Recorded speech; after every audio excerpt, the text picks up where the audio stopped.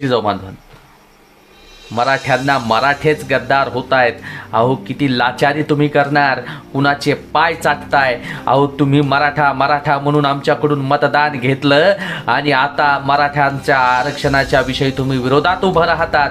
अहो शिंदे साहेब, तुम्ही म्हणाले होते छत्रपती शिवरायांची शपथ घेऊन सांगतो मराठ्यांना लवकरात लवकर आरक्षण दिलं जाईल.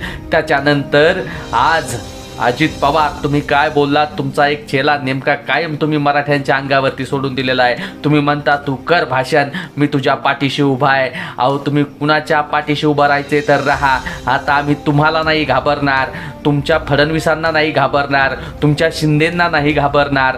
आता आम्ही आमचा मराठा समाज मुंबईला घेऊन येणार आणि आरक्षण मागण्यासाठी आमचा न्याय हक्काचा लढा उभा केलेला आहे. मनोज जरांगे पाटील आणि त्यांना खंबीर पाठिंबा देण्यासाठी आम्ही प्रत्येक गावगाड्यातून, वाडी वस्ती तांड्यावरून